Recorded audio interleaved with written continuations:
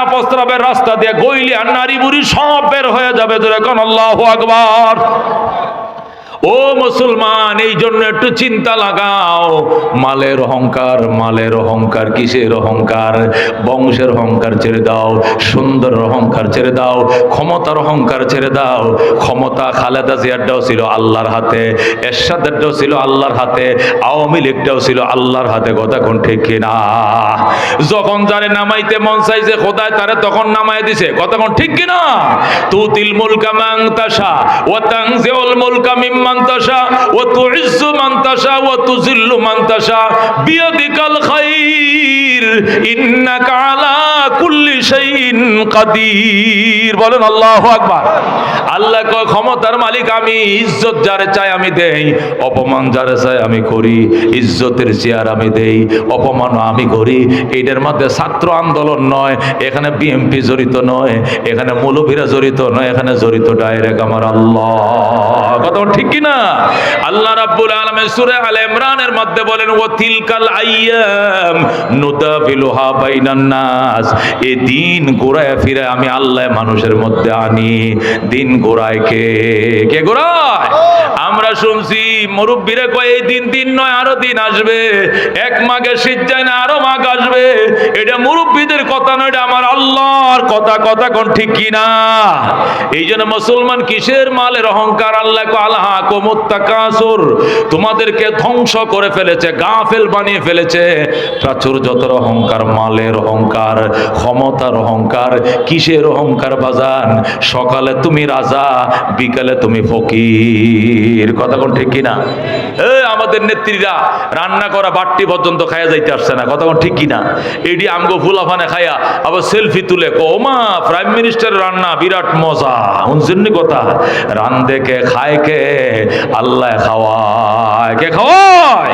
এই জন্য মুসলমান ও প্রাচুর্যতার অহংকার দেখায় না। আল্লাহ কই ইন্না খালাকনাকুম মিন যাকারি ওয়া উনসা ওয়া জাআলনাকুম শুউবান ওয়া কাবাইলা লিতাআরাফু। নারী পুরুষ আমি বানাইছি, বংশ আর গোত্র আমি দিয়েছি এটা পরিচয়ের জন্য। ইন্না আকরামাকুম ইনদাল্লাহি আতকাকুম। তোমাদের মধ্যে সবচেয়ে সম্মানী ওই মানুষ যে মানুষটার ভিতরে সবচেয়ে বেশি তাকওয়া বেশি। কথা কোন ঠিক কিনা? আল বিদায়া ওয়ান নিহায়ার মধ্যে ঘটনা লেখে, ও দুস্থ মিশরের এক ফ্যামিলি, বড় রাজকন্যা রাজপুত্রের বিয়ে হয়েছে মিশরে। বিদায়া নিহায়ার মধ্যে আছে রাজপুত্র বিবাহ করছে, রাজকন্যাকে বিবাহ করার পর মেজবান দিছে। দুপুর থেকে খানা শুরু হয়েছে, সন্ধ্যা পর্যন্ত এলাকার মানুষকে সাখলাইতে মেহমানি করে খাওয়াইছে, হাজার হাজার মানুষকে খাওয়াইছে। সর্বশেষ সন্ধ্যা 6টা যখন হয়ে গেছে তখন খানা বন্ধ। 2টার থেকে খানা শুরু হয়েছে, মেজবানের খানা কয়টা পর্যন্ত? সন্ধ্যা 6টা। যেই 6টা হয়েছে তখন খানা বন্ধ, টেবিল উঠায় ফেলছে, চটের মধ্যে বিছায় খাবার দিয়ে চট উঠায় ফেলছে। যখন খাবারের টেবিল গুছায় ফেলছে, দস্তরখান উঠায় ফেলছে, তখন একজন মিসকিন আইছে, 2জন মিসকিন আইছে। আইসা গো বাবা শুনেছি আপনাদের বাড়িতে নতুন বিয়ে হয়েছে, আপনারা মেজবান খাওয়াইতেছেন, গরু জবে করছেন, অনেক দূর থেকে আমরা 2জন মিসকিন আসছি, আমাদেরকে অল্প কটা বাদ দেন, খায়া যায়। ওই যুবক জামাই বলতেছে কয় না আমি আগেই ঘোষণা করছি দাওয়াতি মেহমান 2টার থেকে 6টা খাবে। এখন মাগরিবের নামাজ পার হয়ে গেছে, এখন আর একজনকে খাওয়াবো না, 2জন বসলে আরো 10জন বসবে, সারা রাত খাওয়াইলে পুরাবে না, এই জন্য 6টার পরে আর 1 মিনিট আমি খাওয়াবো না। এই বলে মিসকিনদেরকে উঠায় দিল। যখন মিসকিনদেরকে উঠায় দিল, মিসকিনরা রাস্তা দিয়ে যায় আর আল্লাহ দরবারে কান্দে, গো রব্বুল আলামিন গরিব বানাইছো, মানুষের ঘরে আমাদের রিজিক ছিটায় রাখছো, আজকে এই ঘরে খাই, কালকে ওই ঘরে খাই, পরশু ওই ঘরে, তরশু ওই ঘরে, আমাদেরকে আর মানুষের দুয়ারে কত দৌড়াইবা? আমরা মানুষের দরবারে আর দৌড়াইতে চাই না। একটা মিসকিন ছিল যুবক, এই যুবক মিসকিন কানো ধরে কো আল্লাহ আজকের থেকে কানো ধরেছি, মানুষের দরবারে আর রিজিক তালাশ করতে যাব না। যদি রিজিকের মালিক তুমি রাজ্জাকে হও, তাহলে আমার রিজিক তুমি আমার বাড়িতে পৌঁছায় দিও। সুবহানাল্লাহ। আজকে থেকে কানে ধরছি, আর কারো বাড়িতে যাব না। এই বলে মিসকিন ছেলেটা সোজা বাড়িতে চলে যায়, বাড়িতে যায় ইবাদত শুরু করে দেয়, আল্লাহর গোলামি শুরু করে দেয়, আর বলে আল্লাহ জীবনে ভুল করছি, খয়রাত করে আর খয়রাত করব না। আমার রিজিকের দায়িত্ব যদি তুমি রাজ্জাকের হয়, তাহলে আমি আব্দুর রাজ্জাক আর তুমি হইল রাজ্জাক, আমি রাজ্জাকের গোলাম আর তুমি হইল রাজ্জাক, আমার রিজিক আমার বাড়িতে পৌঁছায় দিও। এই বলে আল্লাহর বান্দা ইবাদত শুরু করে দিছে। এই দিকটা হয়েছে কি, ওই যে যুবক বিবাহ করছে সে খানার টেবিল থেকে ওই দুইজনকে উঠায় দিছে, ওই যে যুবকরে উঠায় দিছে। এই জন্য আল্লাহ নারাজ হয়ে যায়, নারাজ হয়ে তার পেটের মধ্যে ফিরা দিছে, পেটের ডিস্টার্ব, নানান অসুখ বিসুখ এমন ফিরা দিছে, ছেলে তো সুস্থ হয় না। বহু ডাক্তার দেখাইছে, চিকিৎসা করাইছে, সে সুস্থ হয় না, তিলে তিলে সে মৃত্যুর মুখে চলে যাচ্ছে। এমন অবস্থাতে আল্লাহু আকবার, তার সুন্দরী বউ রাজকন্যা যেটাকে সে বিয়ে করে আনছিল, ওই মেয়েটা ডাক দেখো, আমি আর আপনার বাড়িতে থাকবো না, কারণ আমি লাবণ্য রূপ বলি নারী, আপনার রাজপুত্রের কাছে আমার বাবা বিয়ে দিয়েছিল, কিন্তু আপনার যে চেহারার ছবি, এটা নিশ্চিত আল্লাহর পক্ষ থেকে কোনো আযাব বা গজব, আপনার কঙ্কাল ছাড়া শরীরের মধ্যে কিছু নাই, আমি আপনার সংসার করব না, চলে যাই। এই বলে মেয়েটা নিজের বাপের বাড়িতে চলে যায়। নিজের বাপের বাড়িতে যায়, বলে বাবা এই লোকটার উপরে মানুষের অভিশাপ আছে, এই জন্য ওনার সংসার আমি করব না, অন্য জায়গায় বিয়ে দাও। এরপরে তার বাবা ওই মেয়েটাকে আরেকটা নতুন ফ্যামিলি, অনেক ধনী পয়সাওয়ালা, ওই বাড়িতে বিয়ে দিছে, নতুন দোতলা ঘর বানাইছে, নতুন একজন ধনী হইছে, ওই ধনী লোকটার কাছে মেয়েটাকে আবার বিয়ে দিছে। আগের স্বামীর ঘর থেকে সে চলে গেছে, দ্বিতীয় স্বামীর ঘরে যাওয়ার পর এই মেয়ে তার স্বামী সহ একসাথে খাইতে বসছে। যখন নতুন স্বামী স্ত্রী একসাথে খাইতে বসছে, হঠাৎ করে একজন মিসকিন আসছে, মা গো আপনারা কারা গো? আমি একজন মিসকিন ভিক্ষুক, 3 দিন পর্যন্ত উপাস, আমার একটু খাবার দেন। যখন খাবার দেন বলল, তখন ওই নতুন দুলা এবং তার স্ত্রী তারা ফাতের খাবারটা মিসকিনকে দিয়ে দিল। তারা বলল আমরা উপাস থাকবো, তারপরও মিসকিন ঘোরায় দেব না, মিসকিনকে খাবারটা দিয়ে দিল। মিসকিন খাবার খাওয়ার পর বলল পানি দেন। যখন বলছে পানি দেওয়ার জন্য, ওই মহিলাটা পানির গ্লাস নিয়ে গেছে মিসকিনের কাছে। মিসকিন যখন মহিলার দিকে তাকাইছে, একটা চিল্লান দিয়ে গ্লাসটা হাত থেকে ফেলে দিয়ে অজ্ঞান হয়ে গেছে। আল্লাহু আকবার। কি হয়েছে? অজ্ঞান হয়ে গেছে। মেয়েটাও চিল্লান দিয়ে অজ্ঞান হয়ে গেছে, মিসকিন অজ্ঞান হয়ে গেছে। আল্লাহু আকবার। এবার আমার দ্বিতীয় স্বামী বলতেছে তুমি অজ্ঞান হইলা কেন? ডাক দেখো, আমি অজ্ঞান হয়েছি এই কারণে, আল্লাহু আকবার, আমি অজ্ঞান হয়েছি এই কারণে, এই যে লোকটা আমার পুরা আগের স্বামী জোরে কোন আল্লাহু আকবার। এই মিসকিন তোমার কাছে বিয়ে হওয়ার আগে আমার আরেক স্বামীর কাছে বিয়ে হয়েছিল, ওইটা রাজপুত্র ছিল, ওর ঘরে থাকছিলাম আমি ছায়া দেখে এটা আমার আগের স্বামী জোরে আল্লাহু আকবার। এখন নতুন স্বামী ডাক দিয়া কয় এই দৃশ্যটা তুমি সইতে পারো না, এসে আরো করুণ দৃশ্য আমার অন্তরে লুকায় রয়েছে। কি অন্তর? তুমি যখন ওর কাছে বিয়ে বসছিলা তখন মেজবান খাওয়াইছিলা কিনা? কহ 6টা পর্যন্ত খাওয়াইছিলা মেজবান? হ। 6টার পর একজন মিসকিন গেছিল কিনা? কয় হ। ওরে উঠায় দিয়েছিলা কিনা? কয় হ। ওই যে লোকটারে উঠায় দিয়েছিলা, ওইটাই ছিলাম আমি তোমার দ্বিতীয় স্বামী। বলেন আল্লাহু আকবার। তুমি তোমার আগের স্বামী দেখে অবাক হয়ে গেছ, পরের স্বামীর খবর লও নাই। আগের স্বামীর বাড়ির থেকে যে মিসকিন তাড়িয়ে দিয়েছিলা, এইটা ছিলাম আমি তোমার দ্বিতীয় স্বামী। আল্লাহু আকবার। নদীরে ভাঙ্গে ওপার করে, এই তো নদীর খেলা, সকাল বেলার দনিরে তুই ফকির সন্ধ্যা বেলা। এই জন্য বাজান দিলে কমে না। হযরতে মূসা আলাইহিস সালাম তুর পাহাড়ে যাচ্ছিলেন, হঠাৎ করে দেখে রাস্তার মধ্যে এক লোক বসা। ডাক দিয়া কো আল্লাহর পয়গম্বর কই যান? কই তুর পাহাড়ে যাই। কেন? কো আল্লাহর সাথে কথা বলতে যাই। কত হলে আমার ব্যাপারে একটা কথা বলবেন নি? কই কি কথা? আপনি আল্লাহর কাছে আমার ব্যাপারে বলবেন। আল্লাহ আমার এত সম্পদ দিয়েছে, সম্পদ রাখার জায়গা নাই, গোয়াল ঘরে গরু রাখার জায়গা নাই, ধানের গোলায় ধান রাখার জায়গা নাই, ছাগলের ঘরে ছাগল রাখার জায়গা নাই, হাঁসের কোয়ারে হাঁস রাখার জায়গা নাই, আলমারিতে টাকা রাখার জায়গা নাই, সুপারি গাছে সুপারি রাখার জায়গা নাই।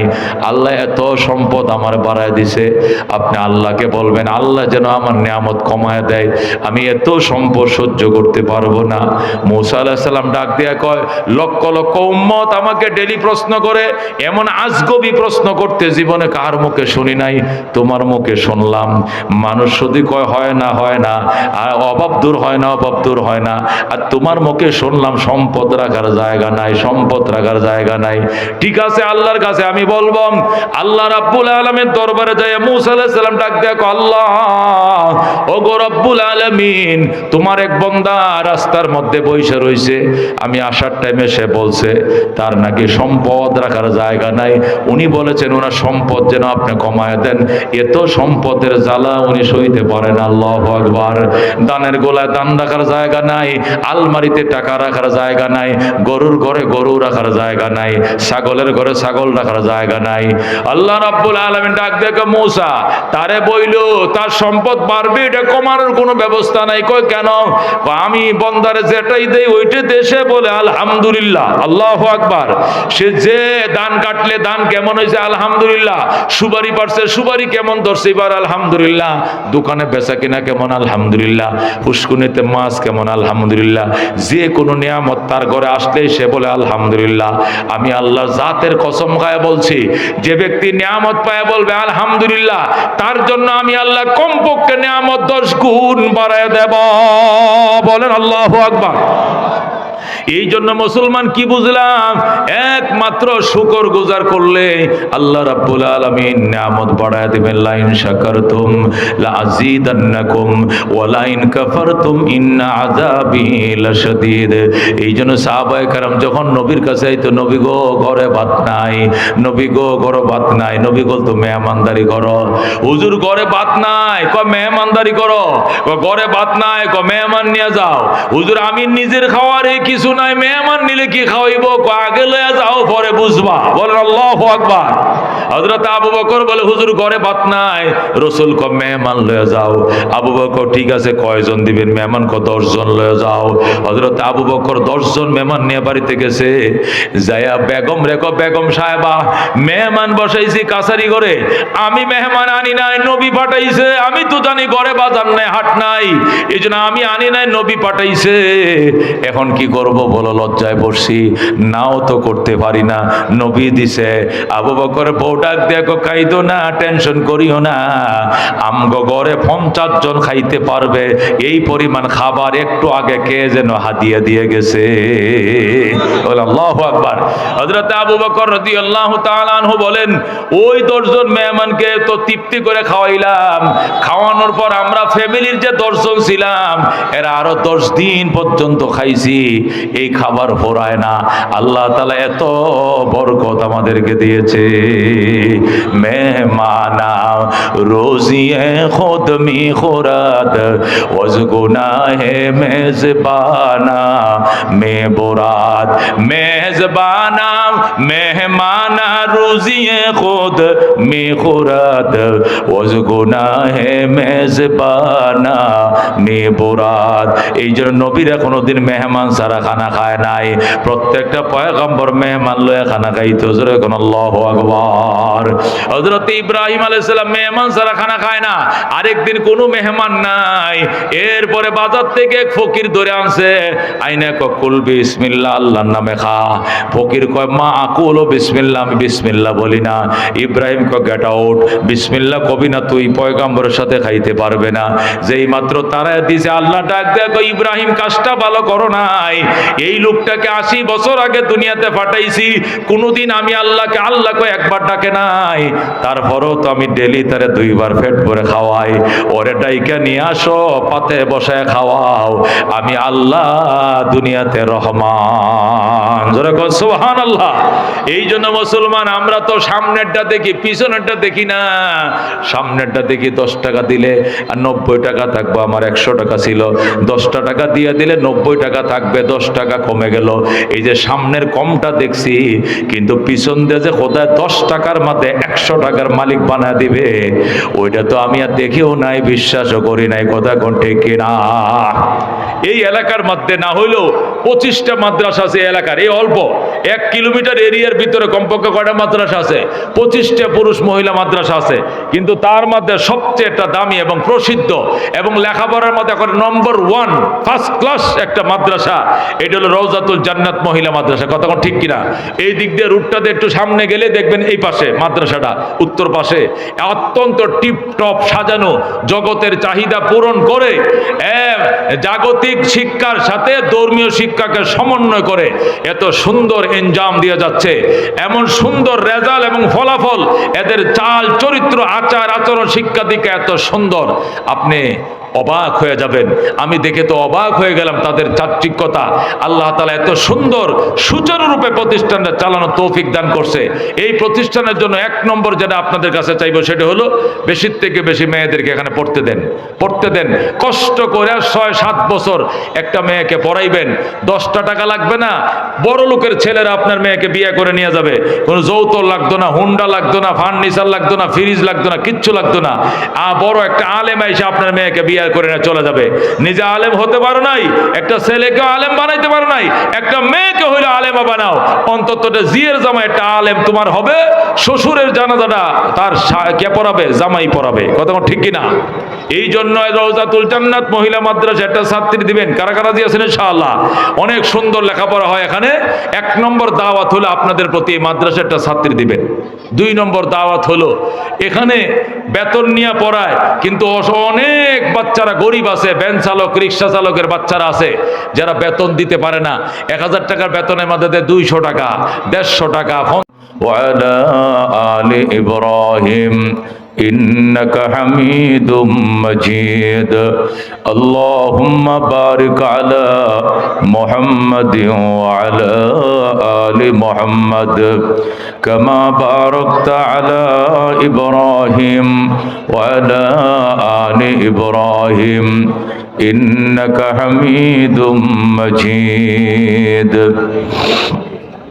खिलौना समझ कर बिगाड़ो न हमको कि हम भी किसी के बनाए हुए हैं बलगल उला बिकमालिही कशफत दुजा बिजमालिही हसनत जमी खसालिही सल्लो अलैहि व आलिही मोहम्मद ने आकर कुफर को मिटाया, कुफर को मिटाकर सदाकत उठाया बलगल उला बिकमालिही कशफत दुजा बिजमालिही हसनत जमी खसालिही सल्लो अलैहि व आलिही। रौजातुल जन्नत महिला माद्रासा ও তাহফিজুল কোরআন গাজীপুরের আয়োজনে কৃতি ছাত্রদের পুরস্কার বিতরণ উপলক্ষে ঐতিহাসিক ওয়াজ ও দোয়ার মাহফিলের মহতারাম সভাপতি জনাব আলহাজ আব্দুল মান্নান সাহেব দামাত বরকাতুহুম, আজকের মাহফিলের অতিথিবৃন্দ, হযরত উলামায়ে কেরাম, বিশেষ করে বাংলাদেশের এখন সারা জাগানো বাতিলের আতঙ্ক মুনাজির জামান আল্লামা রেজাউল করিম আবরার দামাত বরকাতুহুম ইশার পরে আপনাদেরকে আলোচনা শোনাবেন। তিনি আসবেন। আরো বহু বরেণ্য উলামায়ে কেরাম আজকের অতিথি, তারা এখানে আসবেন, তাদেরকে দাওয়াত করা হয়েছে। আমি এখান থেকে সেই সরিষাবাড়ি জামালপুরে যেতে হবে, অনেক দূর। এই কারণেই আমার আলোচনা আরো পরে করলে ভালো হতো, কিন্তু অনিবার্য কারণে আমাকে এখনই আলোচনা করতে হচ্ছে। কোরআন ও সুন্নাহর আলোচনা করার এবং শোনার সুযোগ যে মনিব দান করলেন, তার দরবারে আকাশ বাতাস মুখরিত করে কালিমাত শুকর আদায় করে চিৎকার মেরে বলে আলহামদুলিল্লাহ। মুহতারাম হাজিরিন, দুনিয়া অত্যন্ত সাজানো গোছানো একটা জিনিস, মনকে খাড়ে, দিলকে আকৃষ্ট করে, এটাই দুনিয়া। কতক্ষণ ঠিক কিনা? এই জন্য এদিকে দিল তো আগ্রহী হবে, এটাই বাস্তবতা, এটাই স্বাভাবিক।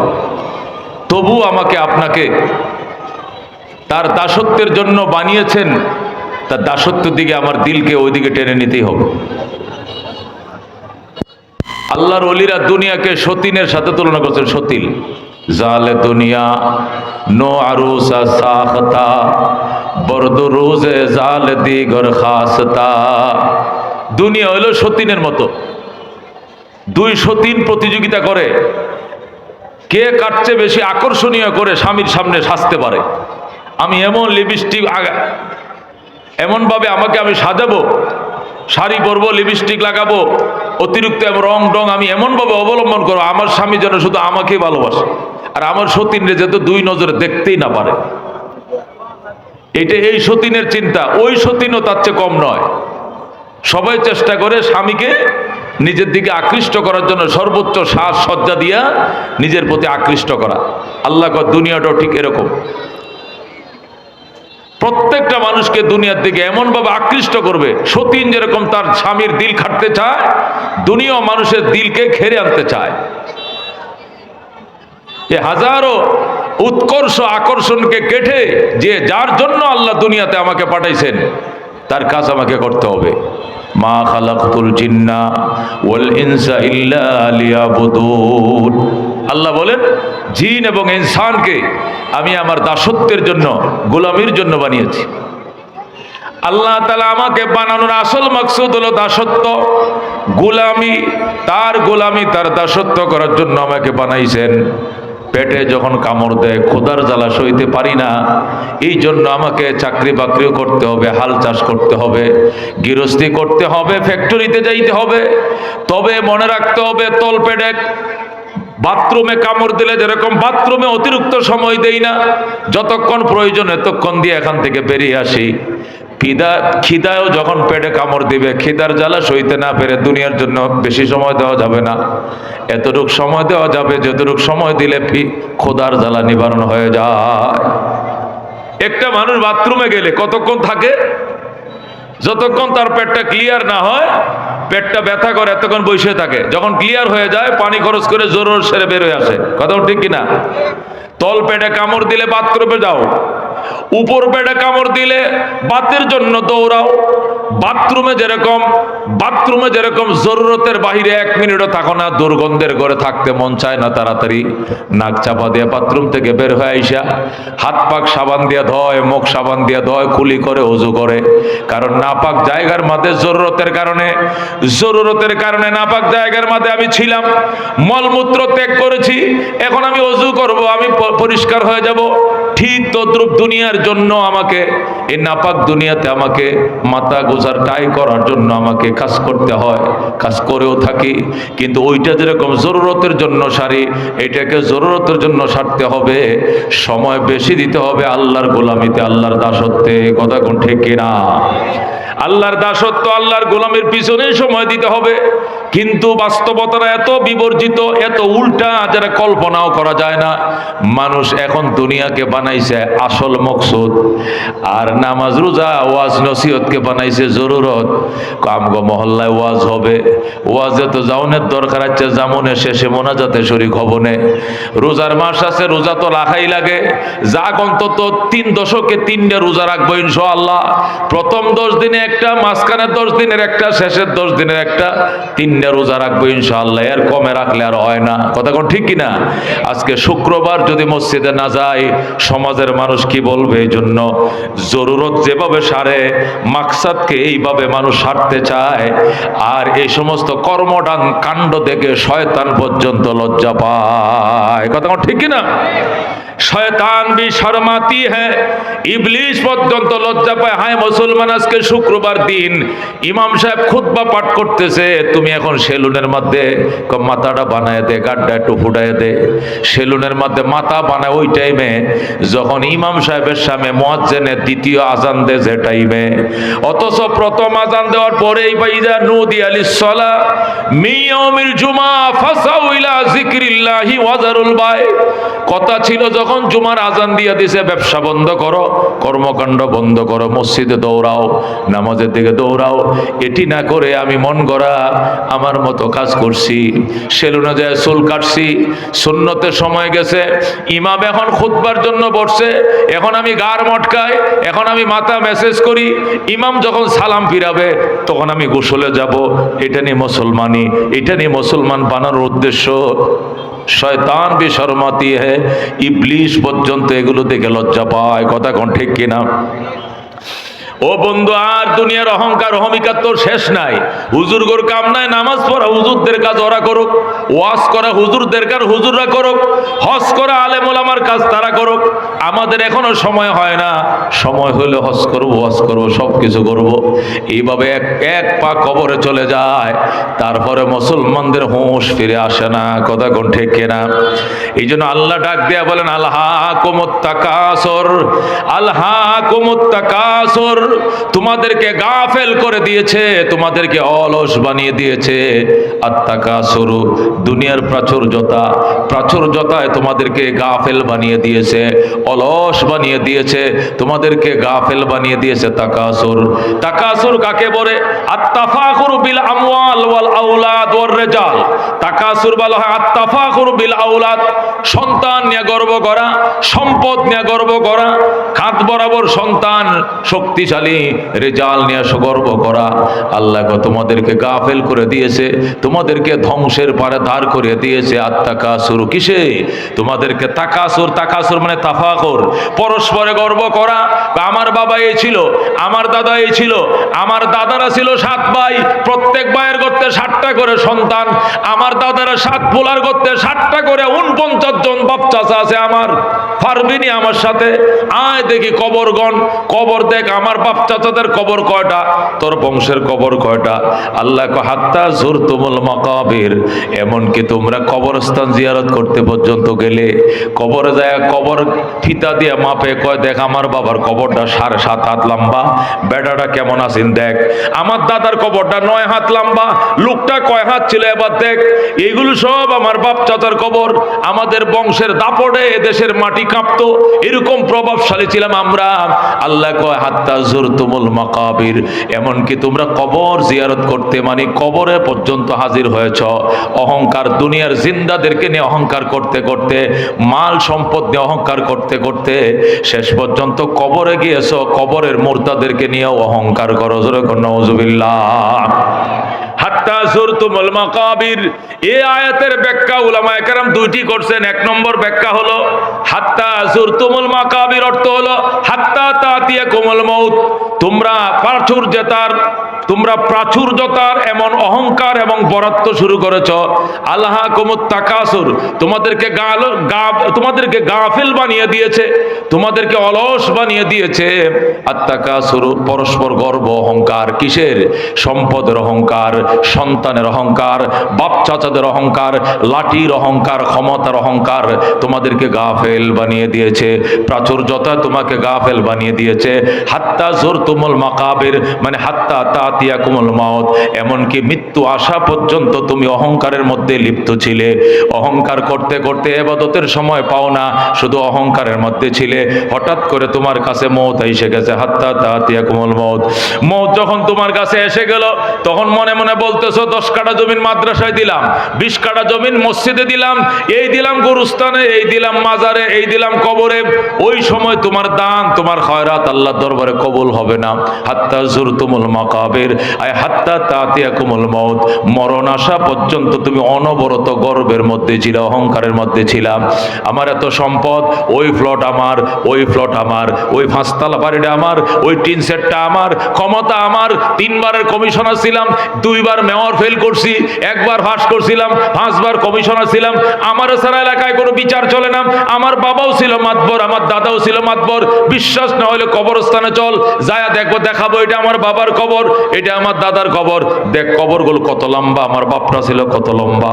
আল্লাহ তোমাদেরকে কবরস্থান পর্যন্ত নিতে বাধ্য করেছে, এটাই তোমাদের অহংকারের পরিণতি। জোরে কর নাউযুবিল্লাহ। আল্লাহর হাবিব বলেন, মানুষ বলে মালি মালি। হযরত আবু হুরায়রা রাদিয়াল্লাহু তাআলা আনহু বলেন, একদিন আল্লাহর হাবিবের কাছে গেলাম, যায় দেখি কিছু সাহাবায়ে কেরাম নবীর সামনে বসা।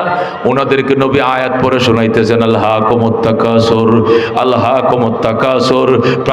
প্রাচুর্যতায় তোমাদেরকে ধ্বংস করে দিয়েছে, হালাক করে দিয়েছে, অলস বানিয়ে দিয়েছে, গাফেল বানিয়ে দিয়েছে। হাত্তা জুরতুমুল মাকাবির, এমনকি তোমরা কবরস্থান পর্যন্ত গেলে কবরে পর্যন্ত যায় গর্ব করো, জিন্দাদেরকে নিয়ে গর্ব করে শেষ করো নাই, এমনকি মুর্দাদেরকে নিয়ে তোমরা গর্ব করো। তোমার সম্পদ, তোমার প্রাচুর্য তুমি দেখাও, এগুলো তোমার নেই, এগুলো তোমার নয়। রাসূল বলে ইয়াকুল ইবনু আদম, আদম সন্তান বলে মালি মালি, এটা আমার মাল, এটা আমার মাল। রাসূল বলেন তোমার মাল তো ওইটাই যেটা তুমি খেয়েছো এবং ফানা করে দিয়েছো, মা আকালতা ও আফনাইতা, তোমার মাল তো ওইটাই যেটা খেয়েছো চাবিয়ে শেষ করে দিয়েছো।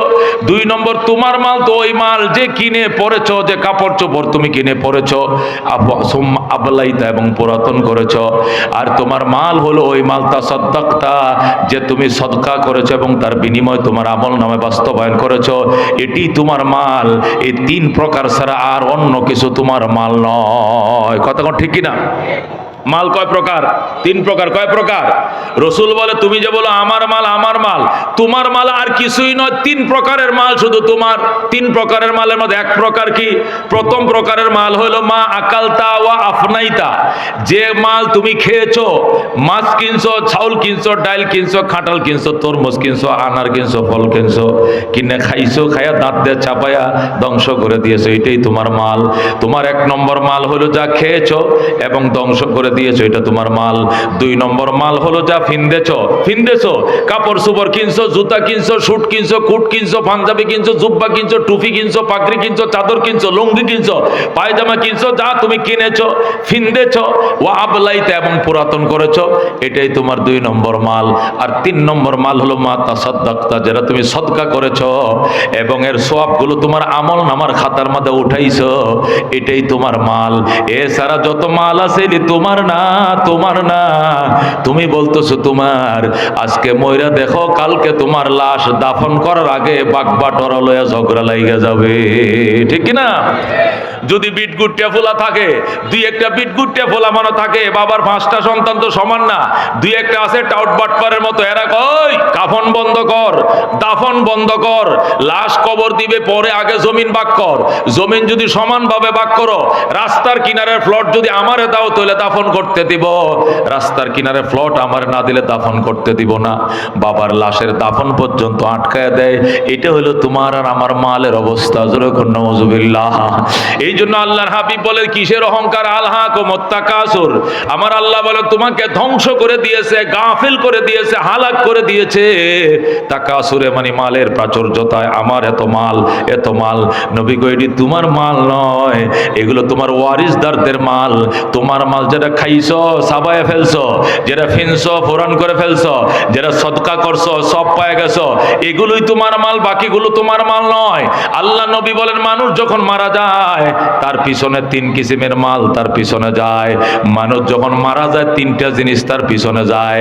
1 নম্বরে যায় তার আহাল, 2 নম্বরে যায় তার মাল, 3 নম্বরে তার পিছনে যায় তার আমল। কথা কোন ঠিক কিনা? মানুষ যখন মারা যায়, লাশ নিয়ে কবরের দিকে যায়, নবী বলে লাশটা নিয়ে যখন কবরের দিকে যায় তখন তার পিছনে পিছনে 3টা জিনিস যায়। কটা জিনিস যায়? লাশ নিয়ে যখন কবরে যাইবা, বাবার লাশ নিয়ে যখন কবরে যাইবা তখন 3টা জিনিস যাইবে লাশের পিছনে। কথা কোন? কটা কবর? 3টা জিনিস যাবে কবরে, তোমার পিছনে পিছনে, লাশের পিছনে 3টা জিনিস যাবে। 1 নম্বর যাবে আহাল। আহাল মানে কি? বাবার লাশ ধরে ছেলেরা যাচ্ছে, বাবার লাশ ধরে বাতিজারা যাইতেছে, চাচার লাশ ধরে বাতিজারা যায়, দাদার লাশ ধরে নাতিরা যায়। তখন লাশ যখন কবরের দিকে যায় 3টা জিনিস তার পিছনে যায়। 1 নম্বরে যায় আওলাদ, 2 নম্বরে যায় আমওয়াল, 3 নম্বরে যায় আমল। রাসূল বলেন 2টা ফিরে আসে, একটাই শুধু তোমার সাথে থাকবে, সেটা হলো আমল। সম্পদ ফিরে চলে আসে বাড়িতে, সন্তানও ফিরে চলে আসে বাড়িতে। ওই গুরুস্থানের দিকে রওনা করছে, সন্তানও যায়, সম্পদও যায়, আমলও যায়। লাশটা দাফন করার পরে মাল চলে আসবে, সন্তান চলে আসবে বাড়িতে, মাল চলে আসবে বাড়িতে। এই মসজিদের খাডুল্লাটাও চলে আসবে বাড়িতে, চাদরটাও চলে আসবে বাড়িতে, যে ব্রেসলেটটাও তোমার চলে আসবে বাড়িতে, মাইয়তের হাতে যে গড়িটা ছিল গড়িটাও চলে আসবে বাড়িতে, মালও আসবে বাড়িতে, আওলাদও আসবে বাড়িতে, শুধু আমল ঢুকবে কবরে। কথা কোন ঠিক কিনা? তাহলে তুমি মাল নিয়ে গর্ব করো কেন? মাল তো তোমার সাথে যাইবে না। কথা কোন ঠিক কিনা? সুতরাং আল্লাহ ডাক দেয়া আলহাকুমুত তাকাসুর, প্রাচুর্যতা, মালের প্রাচুর্যতা তোমাকে ধ্বংস করে দিয়েছে, তোমাকে অলস বানিয়ে দিয়েছে। তুমি এই ব্যাপারে সতর্ক হও, খবরদার। আল্লাহর হাবিব সাল্লাল্লাহু আলাইহি সাল্লাম ইরশাদ করেন, আদম সন্তান এত লোভী, আদম সন্তান এত লিপসাওয়ালা, আল্লাহ যদি তাকে স্বর্ণের একটা ওয়াদি, একটা অঞ্চল দান করে, যদি আল্লাহ রাব্বুল আলামিন একটা অঞ্চল তারে দিয়ে দেয়, এই গাজীপুর অঞ্চল তোরে দিলাম, আর পুরো অঞ্চলের মাটিকে স্বর্ণ বানায় দিলাম, নবী কয় সে আরেকটা অঞ্চল খুঁজবে, আরেকটা অঞ্চল দরকার, এক অঞ্চলে আমার পেট ভরবে না। কথা কোন ঠিক কিনা? আল্লাহ কয় আদম, আল্লাহ নবী কয় আদম সন্তান এত লুবি, যদি একটা অঞ্চল স্বর্ণ দিয়া তাকে বানায় দেওয়া হয়, যে এই 10 কিলোমিটার এলাকা তোমাকে দেওয়া হলো, এই কিলোর ভিতরে যত মাটি আছে সব স্বর্ণ বানায় দেওয়া হলো, তারপরেও তার পেট ভরবে না। সে বলবে আমার আরেকটা অঞ্চল দরকার, আরেকটা অঞ্চল দরকার। নবী কয় তার পেট ভরবে একমাত্র কবরের মাটি, যত কান তার নাকে মুখে ঢুকবে, কবরের মাটি নাকে মুখে ঢোকার পর তার পেট ভরবে। কথা কোন ঠিক কিনা? মানুষ এমনই, এই জন্য আল্লাহ ডাক দেয়া আলহাকুমুত তাকাসুর, তোমাকে প্রাচুর্যতায় গাফেল করে ফেলেছে, অলস করে ফেলেছে। আল্লাহ রাব্বুল আলামিন বন্ধু রাহমাতুল লিল আলামিন সাল্লাল্লাহু আলাইহি ওয়াসাল্লাম হাদিস শরীফের মধ্যে ইরশাদ করেন, রাহমাতুল লিল আলামিন বলেন, বনি ইসরাইলের যুগে 3 জন অসুস্থ মানুষ কয়জন? হাদিস মুসলিম শরীফ 2য় খণ্ড, হাদিস শরীফে আছে, আল্লাহর হাবিব বলেন, হযরত আবু হুরায়রা রাদিয়াল্লাহু তাআলা আনহু থেকে বর্ণিত, বনি ইসরাইলের 3 জন অসুস্থ মানুষ ছিল। কয়জন? জোরে কোন কয়জন? একজন ছিল অসুস্থ, তার ছিল কুষ্ঠরোগ। কোন কি রোগ ছিল? কুষ্ঠরোগ। আরেকজন ছিল টাক মাথা, মাথায় কি নাই? চুল নাই। আরেকজন ছিল অন্ধ, সে চোখে দেখে না। এই 3টা লোকের কাছে হযরতে জিবরাইল আলাইহিস সালাম ভিন্ন ভিন্ন ভাবে গেছে। পইলা গেছে কুষ্ঠরোগীর কাছে, যাই কয় দোস্ত, কুষ্ঠরোগী তুই তো বড় অসহায় রে বাবা, রোগে তোরে সারে না। কয় ভাই রে, কত চিকিৎসা করছি জন্মের পরে, কুষ্ঠরোগী তো আমার ভালো হয় না। হযরতে জিবরাইল আলাইহিস সালাম ডাক দেখো, কি পাইলে তুমি খুশি হইবা? কও। আমি দুনিয়াতে কিচ্ছু চাই না, আমি এই দুনিয়াতে চাই আল্লাহ যেন আমার কুষ্ঠ রোগটা ভালো করে দেয়। আল্লাহু আকবার। হযরত জিবরাইল আলাইহিস সালাম বলে, তুমি কি চাও? আমি আর কিছু চাই না, একটা জিনিসই চাই, আল্লাহ যেন আমার কুষ্ঠ রোগ থেকে সুস্থ করে দেয়। বলেন আল্লাহু আকবার। জিবরাইল আলাইহিস সালাম দোয়া করলেন, আল্লাহ তোমার বান্দার কুষ্ঠ রোগ তোমার ওনার ভালো করে দাও, কুষ্ঠ রোগীকে ভালো করে দাও। আল্লাহ হযরত জিবরাইল যখন দোয়া করলেন, সাথে সাথে সে কুষ্ঠ রোগ ভালো হয়ে গেল। সাদা সাদা ঠোঁট সাদা, কপালে সাদা, গালের মধ্যে সাদা, চিনেন তো? এই রোগ 1 সেকেন্ডে ভালো হয়ে গেছে। যখন ভালো হয়ে গেছে, তখন জিবরাইল আলাইহিস সালাম জিজ্ঞাসা করে, ভাই এই দুনিয়াতে তুমি তো সুস্থ হইছো, এখন আর কি চাওয়া পাওয়া আছে? আমার কিচ্ছু চাওয়া পাওয়া নাই, দুনিয়াতে থাকতে গেলে ফেডের চিন্তাও তো করা লাগে, এই জন্য আমার কয়েকটা ছাগল বকরি হইলে হইতো, আর লাগতো না কিছু। কয়েকটা ছাগল বকরি যেন আল্লাহ দেন, দোয়া করেন। আল্লাহু আকবার। হযরতে জিবরাইল আলাইহিস সালাম দোয়া করলেন, আল্লাহ এই অসহায় মানুষটাকে তুমি সুস্থ করছো, এবার কয়েকটা ছাগল বকরি দাও। আল্লাহ তাকে এতগুলো ছাগল বকরি দিছে যে ছাগলের পালে একবার মাঠে রাখার মতো জায়গা না, পুরো অঞ্চল ভরে গেছে তার ছাগলে, একদম পুরো অঞ্চল, হাজার হাজার ছাগল, হাজার হাজার বকরি আল্লাহ তারে দিছে। দেওয়ার পরে জিবরাইল গেছে ওই টাক মাতার কাছে, যায় বলছে, ও টাক মাতাওয়ালা, দুনিয়াতে তোমার কি সমস্যা? আমার অন্য কোনো সমস্যা না, একটাই সমস্যা, মানুষের মাথায় কত সুন্দর সুন্দর চুল, আর আমার আল্লাহ টাক মাতাওয়ালা বানাইছে, আল্লাহ যদি আমার মাথায় চুল গজায় দিত, এই দুনিয়াতে আমি আর কোনো কিছু চাইতাম না। আল্লাহু আকবার। জিবরাইল আলাইহিস সালাম ডাক দেয়া, আল্লাহ তোমার বান্দা এই দুনিয়াতে আইসে বড় পেরেশান, সব কিছু তুমি তারে দিছো, শুধু মাথায় চুল দাও না, দুনিয়ার সবার মাথায় চুল, আর এই বেটার মাথাটা টিন সেট তার ভালো লাগে না, টাক মাথা ভালো লাগে না, ইয়া আল্লাহ তার মাথার মধ্যে চুল গজায় দাও। জিবরাইল দোয়া করছে, সাথে সাথে তার মাথায় চুল গজিয়ে গেছে। আল্লাহু আকবার। সে খুশি। জিবরাইল ডাক দেখো, দোস্ত আর কিছু লাগবে না? লাগতো না। দেখো না কিছু লাগে কিনা? হ্যাঁ একটা জিনিসে লাগবে, তুমি আল্লাহর দরবারে দোয়া করো, আল্লাহ দয়া করে আমার টাক মাথা ভালো করে দিয়েছে, এখন যদি দুই একটা গাই গাভী গরু আমার দিত, এটি দুধ দোয়ায় দোয়া আমি খাইতাম আর সংসারটা চালাইতাম, আর কিচ্ছু আমার লাগতো না। জিবরাইল আলাইহিস সালাম দোয়া করছে, আল্লাহ তোমার বান্দা টাক মাথা দয়া করে ভালো করে দিয়েছো, এবার কয়েকটা তুমি গরু দাও, দুই একটা গাভী দাও, গাভীর গর্তে বিয়ান দিবে, বাচ্চা হবে, বিক্রি করতে পারবে, দুধও খাইতে পারবে, কয়েকটা গরু গাভী দাও। আল্লাহ তাআলা দোয়া কবুল করে অসংখ্য গরু গাভীর মালিক বানাইছে, হাজার হাজার গরু গাভী হয়ে গেছে। আল্লাহু আকবার। ওই ছাগলওয়ালা ছাগল নিয়ে গেছে এক মাঠে, গরুওয়ালা গরু নিয়ে গেছে আরেক মাঠে। এবার জিবরাইল গেছে ওই অন্ধের কাছে, দুস্থ কেমন আছো? ভাই কয়ও না আপনি দরদিকে, কয় আমি একজন, কয় তুমি আমার খবর নিতে এসো, কেমন আছো? আমি কি বলবো, চোখ তাকিতে অন্ধ, হায়রে কপাল মন্দ, আমার মতো কপাল পোড়া কেউ নাই, দুনিয়াটা আমি দুই নয়নে দেখতে পারি নাই। তুমি কি চাও? আমি আর কিছু চাই না, আল্লাহর কাছে দোয়া কর, আল্লাহ যেন আমার চোখটি ভালো করে দেয়। জিবরাইল কয় ভালো করলে কি হবে? কয় খুশিও মার, দুনিয়াতে আমার কোনো কিছু চাওয়া পাওয়ার নাই। জিবরাইল দোয়া করছে, সাথে সাথে তার চোখ ভালো হয়ে গেছে। আল্লাহু আকবার। যখন তার চোখ ভালো হয়ে যায়, এবার জিবরাইল জিজ্ঞাসা করে, দেখো